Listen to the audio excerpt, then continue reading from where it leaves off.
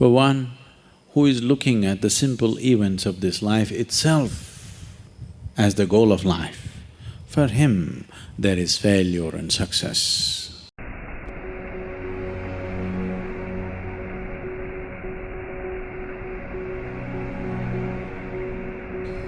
If you're just seeing this life as a stepping stone for a larger possibility, if you have a good deal, you use that for your well-being. If you have a bad deal, you use that for your well-being. The economy was on the boom, when every fool could be successful. It didn't take much. When the economy is on the boom, everybody gets carried, isn't it? Now there has been a meltdown. Now it takes something else to be successful.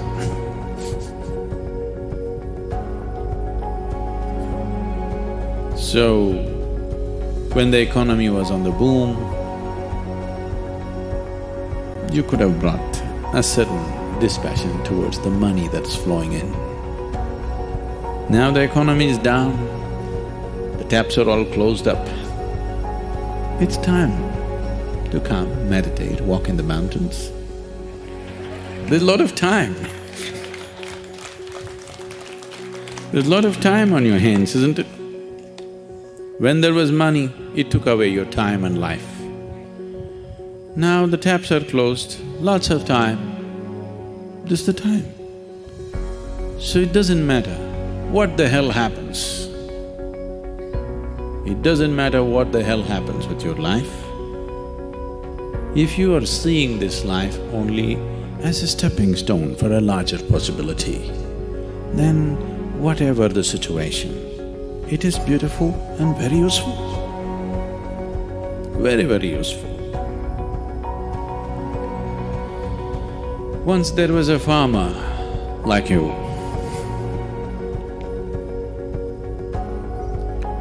who was tired of various natural factors ruling the quality of his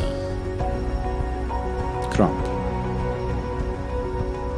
So one day he called Shiva. It was a wild card entry.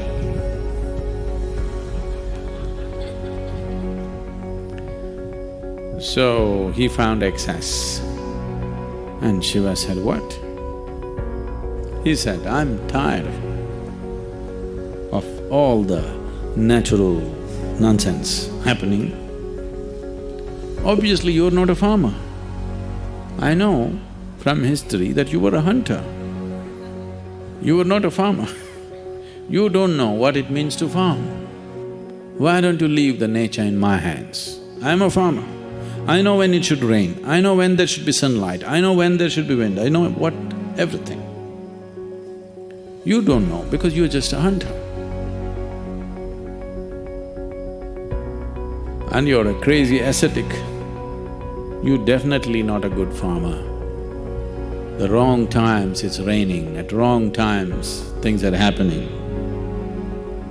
You leave it to me. Shiva was one of those moods, he said, okay, nature is in your hands.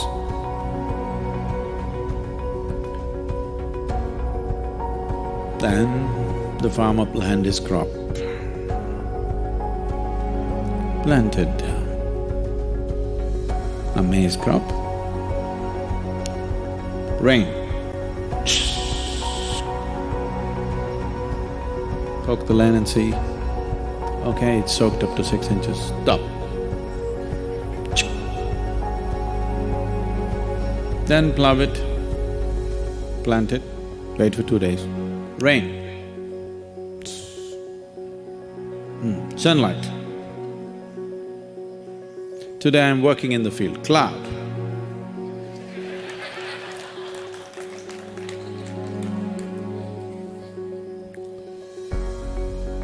So everything just happened the way he wanted. A beautiful maize crop came. He was overjoyed, see. It's good. Nature should be in farmers' hands. And then when the time to harvest came, he wanted to see, because none of the birds were coming, he was surprised. Because that also he said, no birds, no birds.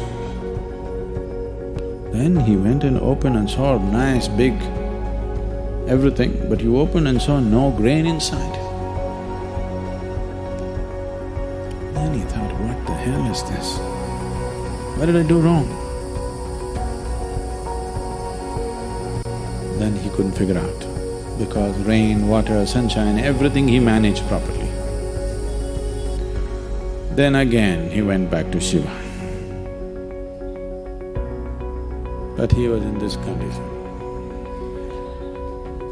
He waited for many years for him to open his eyes. By the time these many years, the fields and the family, everything went to… But he wanted to know the answer.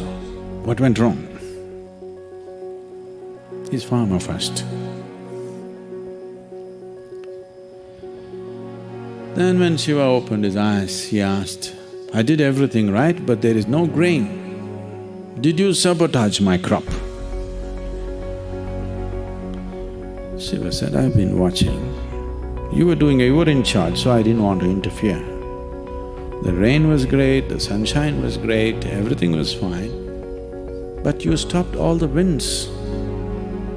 I used to always send fierce winds which would threaten your crop.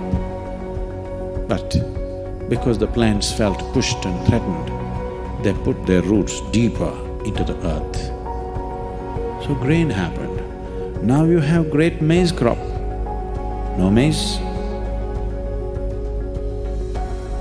So, various situations in your life, either you can use it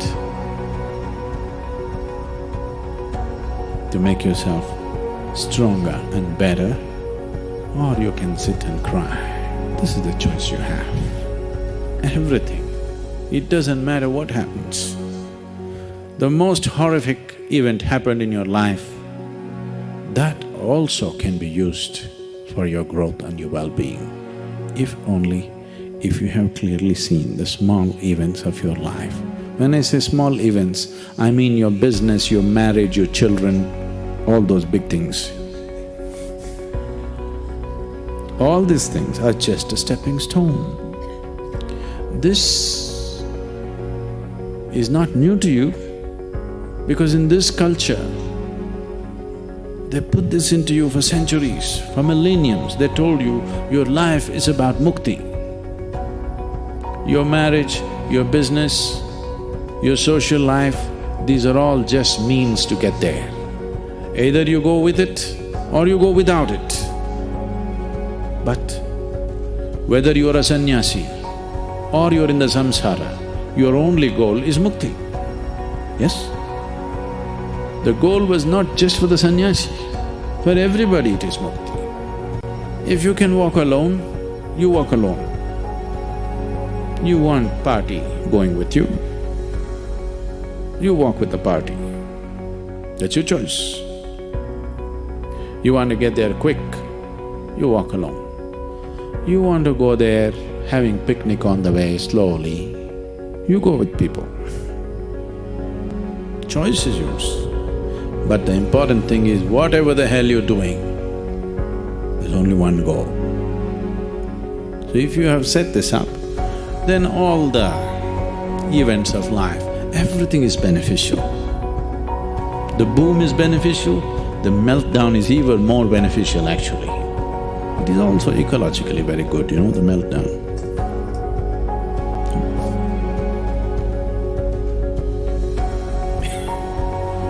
So, the fear of failure.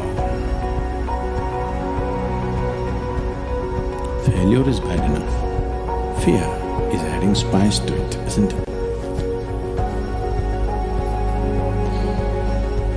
Success happens to you not because you desire it, because you earn it. Everybody desires it. It comes only if you're capable of it.